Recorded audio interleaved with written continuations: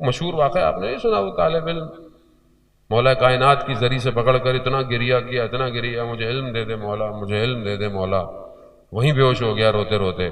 امام آئے، امام نے اس کو بسم اللہ سکھا دی۔ اب بسم اللہ امام سکھا دے تو یہاں علم لبریز ہو رہا ہے، رک ہی نہیں رہا، رک ہی نہیں رہا۔ صبح درس پہ گیا، دیکھا کہ طالب علم بیٹھے، استاد نہیں آیا، کرسی پہ بیٹھ گیا، علم دیے جا رہا ہے، دیے جا رہا ہے، درس دیے جا رہا ہے۔ ایسے میں استاد آیا، استاد نے دیکھا کہ اور درس دے رہا ہے، جا کے کان میں کہا کہ جس نے تمہیں بسم اللہ سکھائی ہے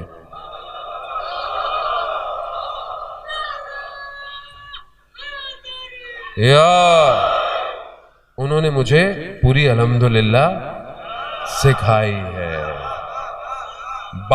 یہی علم یہی ہے، یہی ہے، بس مسئلہ یہ ہے کہ وارد کیسے ہوں، داخل کیسے ہوں۔ آیت اللہ شمس الدین اپنی کتاب میں بیان کرتے ہیں، اور علماء نے بھی بیان کیا، استاد علی نے بھی بیان کیا، ابن عیان نے بھی بیان کیا، کافی لوگوں نے، میں نے خود بھی جو ہے وہ اس کو کتاب کے اندر پڑھا کہ شخص ہے، بصرہ کا رہنے والا ہے، دکان اس کی ہے، یہ حکمت کی چیزیں دیتا ہے، یہ کافور، سدر، اس طرح کی چیزیں۔ دو لوگ اس کی دکان پہ آئے اور اسے کہا کہ ہمیں کافور اور سدر چاہیے۔ اس نے کہا کہ میں دے دیتا ہوں، لیکن اس نے کہا کہ ان کا حلیہ، ان کا لباس یہاں کا نہیں ہے۔ کہا آپ کہاں سے آئے ہیں؟ آپ لگتے نہیں ہیں یہاں کے۔ تو کہا اس سے آپ کو کیا، آپ ہمیں کافور سدر دیں۔ آپ کو پتا ہے جب انسان دنیا سے چلا جاتا ہے، مر جاتا ہے، تو غسل دینا پڑتا ہے 3 پانیوں سے، کافور سے، سدر یعنی بیری کے پانی سے، اور صاف پانی سے۔ 3 غسل ہیں میت کو دینے پڑتے ہیں۔ تو کہا ہمیں کافور سے۔ بہت اس نے اصرار کیا کہ کون ہے آپ، کون ہے آپ اتنا۔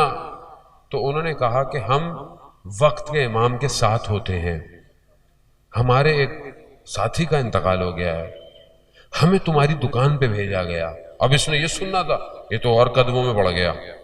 کہا کہ کچھ بھی کریں مجھے اپنے ساتھ لے کے جائیں، مجھے امام سے ملنا ہے۔ کہا ہمیں اجازت نہیں ہے۔ بہت گریا کیا، بہت اصرار کیا۔ کہا ایک شرط پہ لے جائیں گے۔ کہا اگر امام نے قبول کیا تو ٹھیک، نہیں کیا، کہاں ٹھیک ہے مجھے۔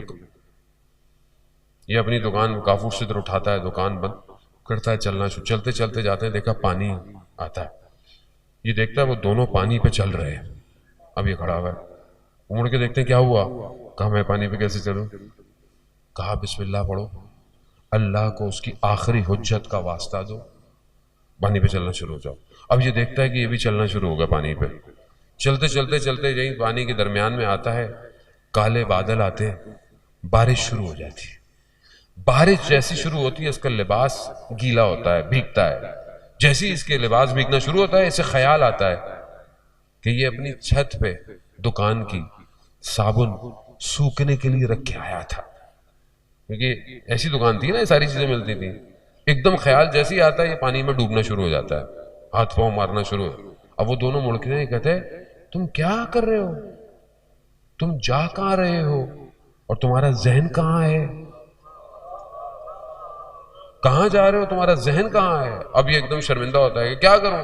کہا وہی کرو جو پہلے کیا، بسم اللہ پڑھو، اللہ کو آخری حجت کا واسطہ دو، چلنا شروع ہو جاؤ۔ یہ پھر چلتے کسی کنارے پہنچتے ہیں، ایک خیمہ ہے، خیمہ سبز نور آ رہا ہے، اس کو روک دیتے ہیں۔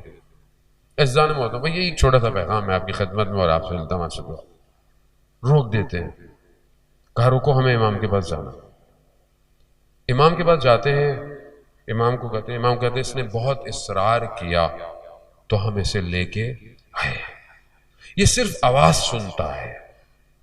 کیا امام ارشاد فرماتے ہیں کہ جس کی سوچیں صابن میں ہوں وہ ہمارے کسی کام کا نہیں ہے۔ اب کیونکہ اس کی دکان ایسی تھی، ہم سب کی الگ دکان ہے، ہم سب کا صابن الگ ہے۔ میرا صابن میری مجلسیں، مجھے امام بلا رہے ہوں گے، مگر مولا ایک منٹ میں ذرا، میری مجلس ہے وہ رات کو پڑھنے آنی، ایسی ہے نا، میں نے وہاں جانا۔ میری مجلس کیسے ہوئی؟ میری مجلس میں کتنے لوگ تھے؟ میری مجلس ساؤنڈ سسٹم کیسا تھا؟ لائیو چلی، کتنے لوگ سن رہے تھے، کتنے لوگ دیکھ رہے تھے. یہ کیا ہے؟ یہ میرا صابن ہے. آپ نہیں سمجھیں گے اس بات کو.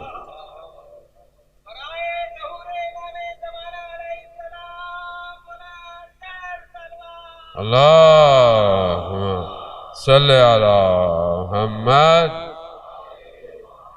ہر